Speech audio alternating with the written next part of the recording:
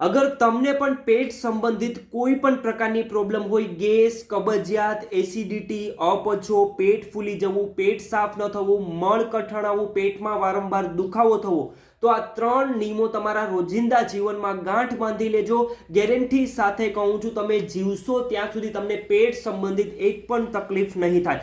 પહેલો નિયમ છે, જમ્યા બાદ તમારે ક્યારેય પાણી નથી પીવાનું. ક્યારે પી શકો છો? 1 કલાક પછી.